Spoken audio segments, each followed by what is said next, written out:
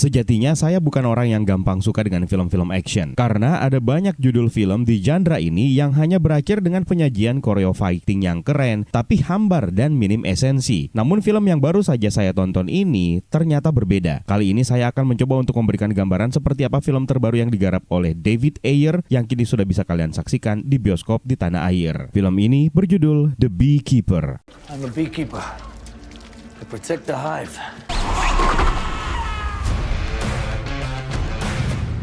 Kalau kalian tidak suka dengan spoiler dan berencana untuk menonton film ini di bioskop dalam waktu dekat, mendingan nonton dulu filmnya karena saya takut di konten ini saya bakal keceplosan untuk menyebutkan spoiler dari filmnya. So think about that ya.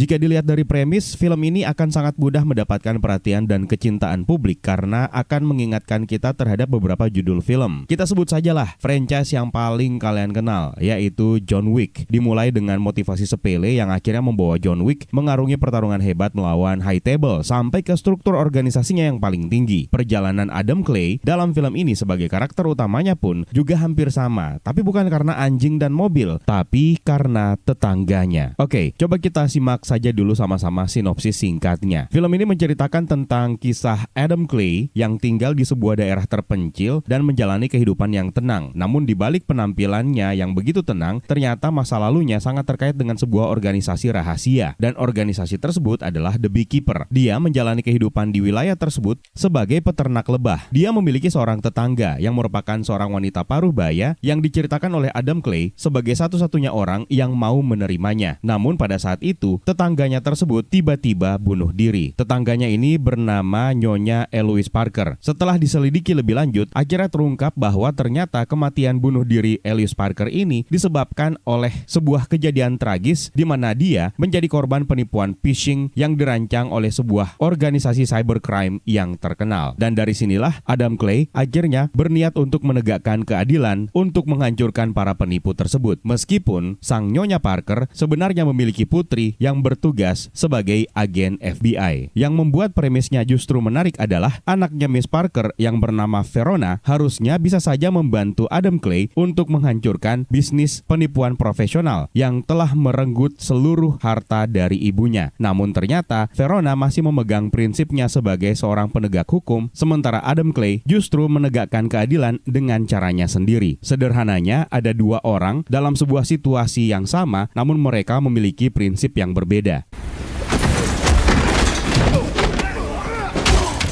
Film ini membawa Jason Statham sebagai karakter utamanya yang bernama Adam Clay. Lalu ada Amy River-Lampman sebagai Verona Parker, Josh Hutcherson sebagai Derek Danford, Jeremy Irons sebagai Wallace, dan ada David Witt sebagai Mickey Garnett. Balik lagi ke premis utama tadi, sebenarnya ada dua karakter yang disoroti di sini. Namun yang jelas yang menjadi leading karakter sebenarnya adalah Adam Clay. Adam Clay dan Verona sangat terhubung langsung dengan motivasi utama dalam cerita ini, yang kemudian membawa mereka ke dalam sejumlah pengungkapan baik itu dari masa lalu sang karakter utama sampai kepada pengungkapan gembong cybercrime yang ternyata berujung kepada pucuk pimpinan tertinggi negara. And what? And he burns the place to the ground. Film ini berhasil menyajikan gambaran seberapa ngerinya penipuan di internet melalui web phishing dan segala macamnya. Dan kemudian mereka bisa memilih satu orang karakter yang kemudian dijadikan korban yang membuat kita bisa berempati tidak hanya dengan karakter tersebut sebagai korban, tapi kepada keseluruhan cerita. Kalian bisa membayangkan praktik penipuan yang terjadi di ruang Kettle yang sama seperti dalam film The Wolf of the Wall Street yang salah satu korbannya adalah ibunya John Wick. Kamera berhasil menangkap bagaimana terpuruknya sang korban, yaitu Mrs. Parker yang diperankan oleh Felicia Rashad tanpa ekspresi berlebihan, lalu kemudian menghakimi dirinya sendiri dengan menganggap betapa bodohnya saya yang dengan begitu mudah mau mengikuti instruksi orang yang dia telepon, dan semuanya berujung kepada bunuh diri. I just got a message saying that there's a problem with my computer. Yes, ma'am, we got this. Yang membuatnya menjadi lengkap, di sisi yang berseberangan, kita bisa melihat bagaimana mereka menikmati kemewahan dari setiap hasil penipuan yang mereka panen. Dan inilah yang menjadi kunci kenapa film ini adalah sebuah film action yang memiliki emosi di dalamnya. Sekedar informasi, saya sebagai penonton jarang bisa tahan melihat adegan brutal yang sangat vulgar. Namun dalam film ini, saya justru bisa menikmati setiap momen penghakiman yang dilakukan oleh Adam Clay terhadap semua orang yang terlibat dalam organisasi penipuan ini. Dalam aspek sajian aksinya tentu tidak perlu dipertanyakan lagi. Jason Statham kembali bisa diberi label sebagai superhero yang mampu melawan dan melumpuhkan semua gembong cybercrime tersebut seorang diri. I protect the hive. When the system is out of balance, I correct it.